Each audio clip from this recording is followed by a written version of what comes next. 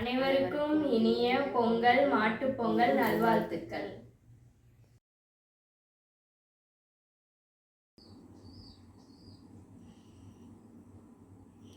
பொங்கல் பாத்திரம்லாம் ரெடி பண்ணிட்டோம். நம்ம இனி பொங்கல் வைக்க ஆரம்பிச்சிடலாம். பால் பொங்கல் செய்கிறதுக்கு நான் பால் 1.25 லிட்டர் ஊற்றிக்கிறேங்க. நம்ம பொங்கப்பானை இந்த மாதிரி ரெடி பண்ணிக்கணும். நம்ம சுண்ணாம்பு இருக்கு இல்லைங்களா, அதை நல்லா பூசிட்டு அப்புறம் குங்குமம் இது வச்சு மஞ்சக்கிழங்கு கட்டணும். நம்ம இது பாலில் தான் செய்ய போகிறோம். பால் பொங்கல். பால் நான் 1.25 லிட்டர் ஊற்றிருக்கேங்க. நான் அதுக்கு இதில் தான் நான் அரிசி 2 ஆளாக்கு எடுத்திருக்கேன். அதனால் அதுக்கு 5 டம்ளர் தண்ணி ஊற்றிக்கிறேன். இப்போது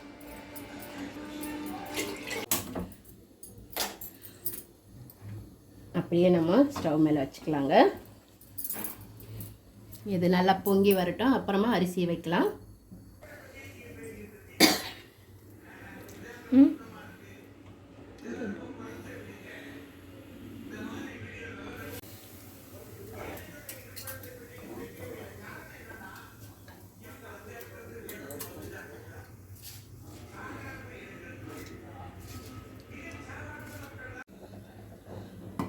பால் நல்லா பொங்கி வந்துடுச்சுங்க.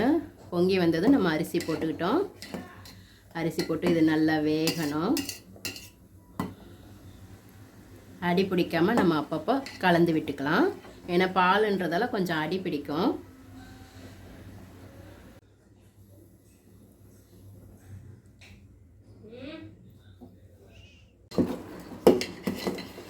அவ்வளோதாங்க. நம்ம இதுக்கு தேவையான கல்லுப்பு போட்டுட்டு இறக்கிக்கலாம். பொங்கல் ரெடி ஆயிடுச்சு. அவ்வளோதாங்க, பால் பொங்கல் ரெடி ஆயிடுச்சு.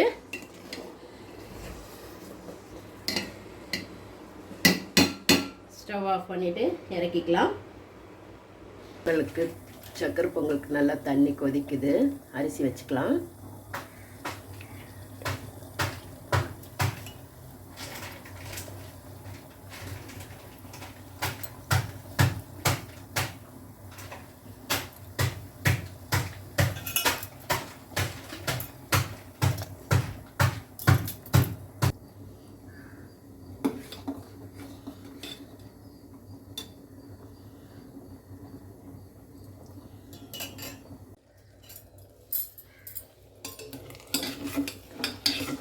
சக்கரை பொங்கலுக்கு நல்லா அரிசி வெந்துடுச்சு. இப்போது நம்ம 1/2 ஆளாக்கு அரிசி எடுத்துக்கிட்டேன். அதில் நான் 1 ஆளாக்கு வெல்லம் போட்டுக்கிறேன்.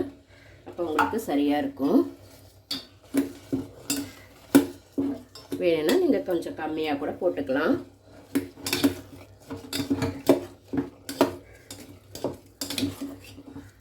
அவ்வளோதாங்க, நம்மளுக்கு சக்கரை பொங்கலும் ரெடி ஆயிடுச்சு. ஸ்டவ் ஆஃப் பண்ணிக்கலாம். முந்திரி மட்டும் தாளித்து ஊற்றணும். நான் துவரம் பருப்பு ஒரு 1/2 ஆளாக்கு எடுத்திருக்கேன்.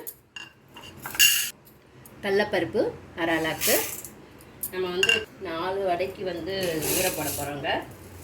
உளுத்தம்பருப்பு 1/2 ஆளாக்கு. சிறுபருப்பு 1/2 ஆளாக்கு. நம்ம இந்த 4 பருப்புமே 1/2 ஆளாக்கு தான் போட்டிருக்கேன். இதை நம்ம தண்ணி ஊற்றி ஊற வச்சுக்கலாங்க. ஒரு 1 ஹவர் ஊறட்டும். வடைக்கு தான் அரைக்க போகிறேன். நம்ம மசால் வடைக்கெல்லாம் எப்படி அரைப்போமோ அதே மாதிரி கொஞ்சம் குறையாக அரைச்சிக்கலாம். நான் வெந்தயம் மிளகு குழம்பு சொல்லுவோம். அதுக்கு துவரம்பருப்பு மிளகு சீரகம் இதெல்லாமே நம்ம எல்லாமே ஒன்றா பொன்னிறமாக வறுத்துக்கலாங்க. இது அளவெல்லாம் நான் சொல்கிறேன். இதை நம்ம பொன்னிறமாக வறுத்துட்டு அதுக்கப்புறம் நம்ம குக்கரில் வச்சு வேக வைக்கணும். அப்போ தான் இந்த குழம்புக்கு நல்லா டேஸ்ட்டாக இருக்கும். நான் துவரம் பருப்பு உங்களுக்கு 1/4 ஆளாக்கு விட கொஞ்சம் கம்மியாக எடுத்துருக்கேங்க. மிளகு ஒரு 1/2 ஸ்பூனு, சீரகம் கொஞ்சமாக 1/4 ஸ்பூன் போதும், வெந்தயம் ஒரு 1/2 ஸ்பூனு, உளுத்தம்பருப்பு ஒரு 1/2 ஸ்பூனு, ஒரு 6 காஞ்ச மிளகாய். இது தாங்க நம்மளுடைய அளவு. நம்ம இந்த மாதிரி பொன்னிறமாக வறுத்துட்டு கொஞ்சம் தண்ணி ஊற்றிருக்கேன். இதுக்கு தேவையான அளவு தண்ணி ஊற்றிட்டு இப்போ நம்ம இதை குக்கரில் வச்சு 4 விசில் விட்டுக்க போகிறேன். நம்ம 4 விசில் விட்டோம்னா நல்லா வெந்து வருங்க. அதுக்கப்புறமா ஆற வச்சுட்டு மிக்சியில் அரைச்சிக்கலாம். வானொலி சூடானதும் நம்ம கொஞ்சம் எண்ணெய் ஊற்றிக்கலாம். கடாய் சூடானதும் கடுகு போட்டுக்கலாம். கடுகு வெடித்து முடிச்சது நம்ம கருவேப்பிலை போட்டுக்கலாம். கொஞ்சம்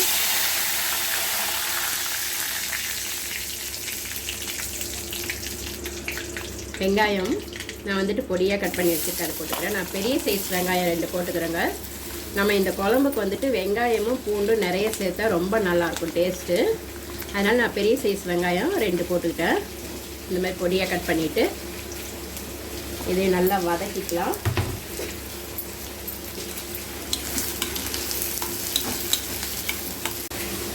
பூண்டு வந்து நான் 2 கைப்பிடி அளவு போட்டிருக்கேங்க. இதையும் போட்டு நல்லா வதக்கிக்கலாம். இந்த பூண்டு வெங்காயம்லாம் வேகிறதுங்களையும் குக்கரில் நம்ம வச்சுருந்தோம் இல்லைங்களா, அந்த பருப்பு கொஞ்சம் ஆற வச்சுட்டு அரைச்சிக்கலாம். அது கொஞ்சம் ஆறின பிறகு அரைச்சா மிக்சியில் போட்டால் நல்லாயிருக்கும். இதில் வந்து நம்ம கொஞ்சமாக தண்ணி ஊற்றி வேக வச்சுக்கலாங்க. அது வேகிற அளவுக்கு கொஞ்சம் தண்ணி ஊற்றி நம்ம மூடி வச்சிட்டோம்னா நல்லா வெந்துடும்.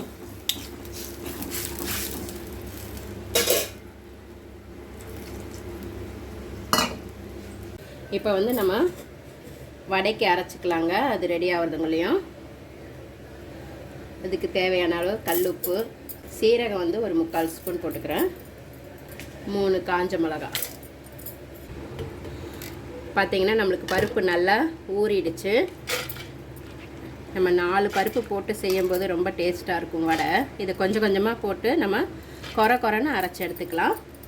நம்ம வந்து வடைக்கே அரைச்சி வச்சாச்சுங்க. இப்போ அடுத்து நம்ம அந்த பருப்பு ஆறி இருக்கும், அது குழம்புக்கு நம்ம அரைச்சிக்கலாம். இப்போ வந்து பாருங்கள், பருப்பு நல்லா வெந்திருக்கு. இப்போ இதை மிக்ஸி ஜாரில் போட்டு அரைச்சிக்கலாம்.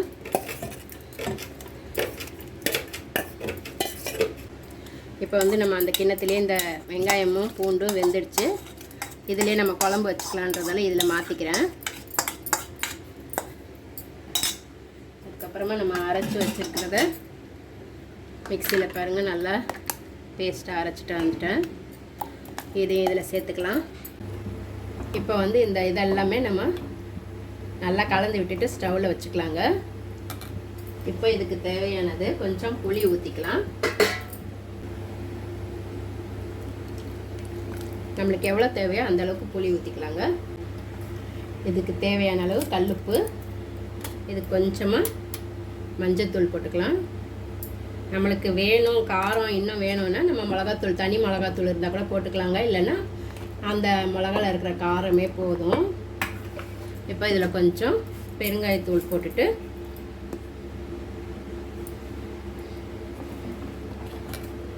நல்லா கொதிக்கட்டும். இப்போ வந்து இதுக்கு தேவையான அளவு நம்ம கொஞ்சம் தண்ணி ஊற்றிக்கலாங்க. நம்ம குழம்புக்கு எவ்வளோ தேவையோ அந்த அளவுக்கு. கொஞ்சம் திக்காக வேணும்னா கொஞ்சம் அப்படியே இருக்கட்டும். இல்லை உங்களுக்கு இன்னும் கொஞ்சம் தண்ணியாக, ஏன்னா நம்ம பொங்கலுக்கெல்லாம் தொட்டு சாப்பிட்றது இந்த அளவுக்கு இருந்தால் தான் கரெக்டாக இருக்கும். இப்போ இது நல்லா கொதி வந்ததும் நம்ம ஸ்டவ் ஆஃப் பண்ணிவிட்டு இதுக்கு தாளித்து மட்டும் ஊற்றிட வேண்டியதான். குழம்பு இறக்கிட்டு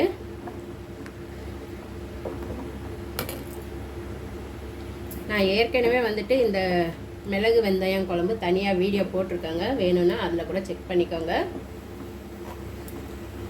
கொஞ்சமாக வெல்லம் போட்டுக்கலாம். வெல்லம் போட்டால் அந்த டேஸ்ட் கொடுக்கும். நம்மளுக்கு குழம்பு நல்லா கொதி வந்துடுச்சு. இப்போ வந்து இதை இறக்கி வச்சுட்டு நம்ம கடுகு மட்டும் தாளித்து ஊற்றிடலாம் இதில்.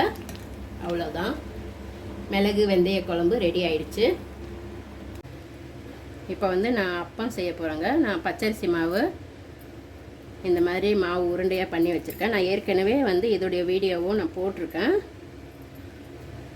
வேணும்னா அதை செக் பண்ணிக்கோங்க. அளவெல்லாம் நம்ம கொலக்கட்டைக்கெல்லாம் செய்வோம் இல்லையா, பூர்ண கொலக்கட்டைக்கு அந்த மாதிரி மாவு புரட்டிக்கணும். நம்மளுக்கு வந்து லெவலாக வரணுன்றதுக்காக நான் வந்துட்டு எண்ணெய் கொஞ்சம் நம்ம கையில் தடவிக்கணுங்க. தடவிக்கிட்டு இந்த மாதிரி செஞ்சு ரவுண்டாக தட்டிக்கலாம். அதுக்கப்புறம் இதை கரெக்டாக கட் பண்ணிக்கலாம். அவ்வளோதாங்க. இந்த மாதிரி எல்லாமே இது மாதிரி நம்ம தட்டி எடுத்துக்கலாம். இப்போ வந்து நம்ம எண்ணெய் நல்லா சூடானதும் அந்த அப்பத்தை ஒன்று ஒன்றா போட்டு எடுத்துக்கலாங்க. எண்ணெயில் பொரித்து எடுத்துக்கலாம்.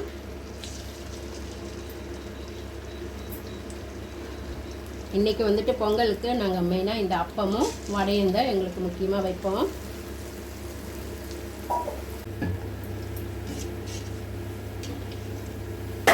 நம்மளுக்கு இந்த மாதிரி வந்ததும் எல்லாத்தையும் எடுத்துக்கலாங்க. எண்ணெய் இல்லாமல் இருக்கிறது எல்லாமே இந்த மாதிரி போட்டு எடுத்துக்கலாம். நம்ம அப்பம் போட்டு எடுத்தாச்சுங்க. பாருங்க சூப்பராக வந்திருக்கு. இப்போ அதுலேயே நம்ம வடை போட்டு எடுத்துக்கலாங்க. நம்ம மசாலா வடை எப்படி போடுறோமோ அதே மாதிரி தான். நான் இந்த வடை மாவில் 2 வெங்காயத்தை கட் பண்ணி போட்டிருக்கேங்க. கடுகு பெருங்காயெல்லாம் தாளித்து போட்டிருக்கேன்.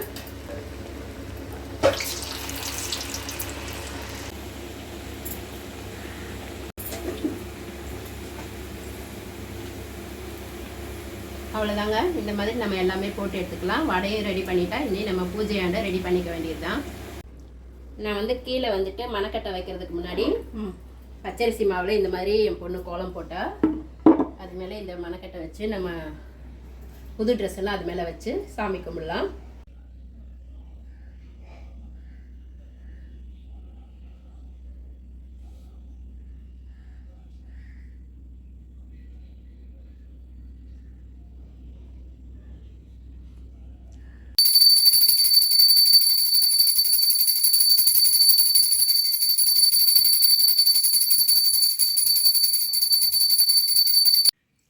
அப்பம், வடை, சக்கரை பொங்கல்,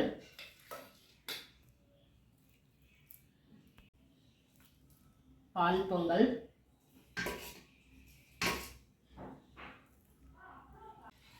இது வந்து பொங்கல் ஸ்பெஷலுங்க. பூண்டு, மிளகு, வெந்தய குழம்பு ரொம்ப சூப்பராக இருக்குங்க. இந்த பொங்கலுக்கு ரொம்ப டேஸ்ட்டாக இருக்கும். நாங்கள் எப்பயுமே இது தாங்க பண்ணுவோம்.